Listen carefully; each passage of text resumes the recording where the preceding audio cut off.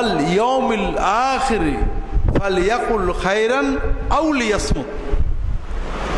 যদি তোমার আল্লাহর উপরে আর আখিরাতের উপর ঈমান থাকে তাহলে কথা মুখ দিয়ে বের করলে ভালো কথা বের করবা, নইলে তালা মেরে থবা, চুপ করতে থাকবা।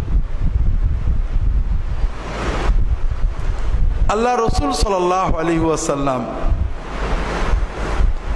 অন্য হাদিসে বলছেন, মিন হুসনি ইসলামিল মারই তারকুহু মা লা ইয়ানি। আপনি যদি ভালো মুসলমান হতে চান তাহলে যেটা আপনার জন্য প্রয়োজন না ওইটা বাদ দেবেন। আপনি দোকানে বসে আছেন, রাজনীতির কথা হচ্ছে, আবহাওয়ার কথা হচ্ছে, আমেরিকার কথা হচ্ছে, দেখবেন আপনি কোনো অনুভূতি ছাড়াই অংশ নিয়ে ফেলেছেন, কথা আর আপনি চাপতে পারেননি, একটা বেরিয়ে গেছে। কিন্তু এই কথাটা বললে আপনার কতটুকু লাভ হবে, আপনার কি পরিমাণ সওয়াব হবে, কথাটার দরকার আছে কিনা, দুনিয়া বা আখেরাতে এই কথার দ্বারা আপনি কোনো টাকা পয়সা বা সওয়াব অর্জন করবেন কিনা, আপনার স্বার্থ সংশ্লিষ্ট কিনা, এটা চিন্তা করেন না। এইটা হলো মা লা ইয়ানি, অপ্রয়োজনীয় কথা। কাজেই যেটা আমি কথা বলার আগে হিসাব করব। আমি হিসাব করি মাঝে মাঝে, সবসময় হিসাব করি না। গাড়িতে যখন আমরা যাই বিশ্ববিদ্যালয়ে, আমাদের বন্ধুরা গল্প করে তো, আমি গল্প করি, মাঝে মাঝে আমি হিসাব করি যে আমি 9টার সময় গাড়িতে চড়ছি, 9:30 বা 9:40 গাড়ি থেকে নামছি বিশ্ববিদ্যালয়ে। এই 30-40 মিনিটের ভিতরে কয়েক হাজার কথা বলছি, একটারও দরকার ছিল না। একটা কথা উঠলো হয়তো রাজনীতি নিয়ে, ফট করে একটা মন্তব্য করলাম। একটা কথা উঠলো হয়তো আবহাওয়া নিয়ে, একটা মন্তব্য করলাম। একটা কথা উঠলো সৌদি আরব নিয়ে, ইয়ামান নিয়ে, আইসিস নিয়ে, একটা মন্তব্য করে দিলাম। তার সাথে আরেকজন একটা মন্তব্য করলো, অথবা আমাদের ব্যক্তিগত হাসি তামাশা, একজনকে একটা খুঁচা মারলাম, আরেকজন একটা খুঁচা মারলো। এইভাবে যতগুলো কথা বললাম, দেখা গেল এই 40 মিনিটে হয়তো প্রায় 400টা শব্দ আমার মুখ দিয়ে বেরিয়েছে মিনিমাম। এবং এই শব্দগুলোর একটা দ্বারা আমার কোনো সওয়াব হয়নি, বরং কিছু গুনাহ হয়েছে। আমি যদি এই সময়টা চুপ থাকতাম কোনো সমস্যা হতো না, আমাকে কেউ খারাপ বলতো না, আমি নিরাপদে থাকতাম, রিল্যাক্স, ব্রেনটা রিল্যাক্স থাকতো। আর যদি এর বদলে আমি এই 40 মিনিট জিকির করতাম তাহলে কয়েক হাজার সুবহানাল্লাহ অথবা কয়েকশো দরুদ পড়তে পারতাম। কিন্তু হয় না, কথা শুনতে শুনতে দেখা গেল ফস করে একটা কথা মুখ দিয়ে বেরিয়ে গেল। যখন এটা আপনি কন্ট্রোল করতে পারবেন তখন আপনি ভালো মুসলমান হয়ে যাবেন। মিন হুসনি ইসলামিল মারই তারকুহু মা লা ইয়ানি।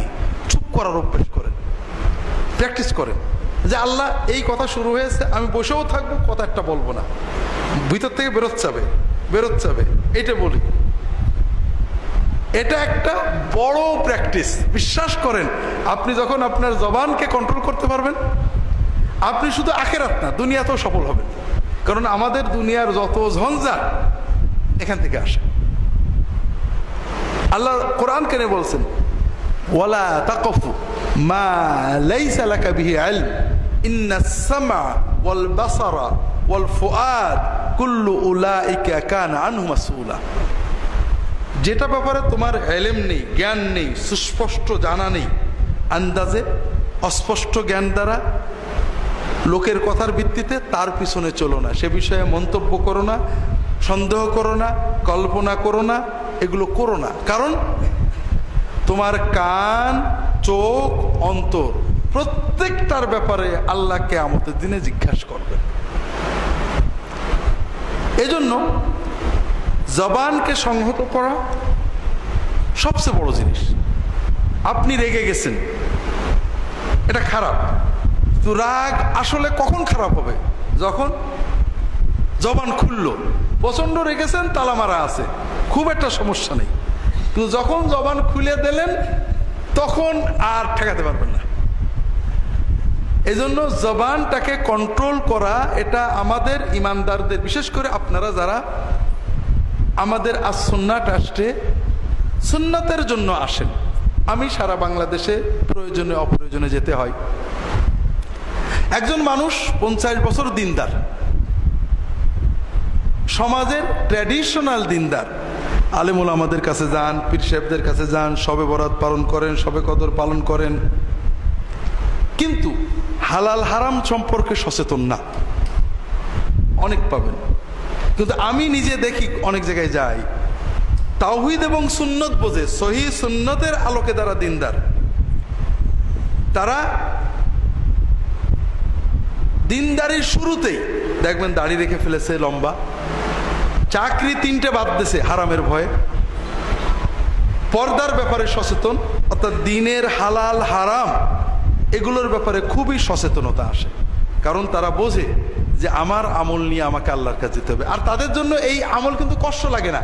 আপনারা মনে করেন দাড়ি রাখা বুঝি কি কষ্টের কাজ, মোটেও কষ্টের কাজ না, তার আনন্দের কাজ, তার ভালো লাগে, তার ভিতরে স্যাটিসফ্যাকশন আছে, তৃপ্তি আছে, আনন্দ লাগে। তার ওই হারাম চাকরিটা ছেড়ে দিয়ে একটু কষ্ট হলো হালাল চাকরিতে থাকতে তার মজা লাগে, কষ্ট হয় না, কারণ ঈমান তাকে সহযোগিতা করে।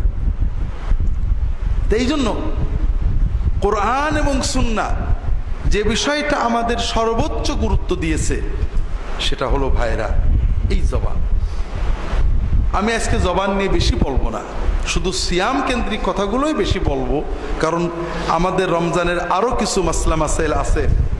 আমরা তো মাজলিস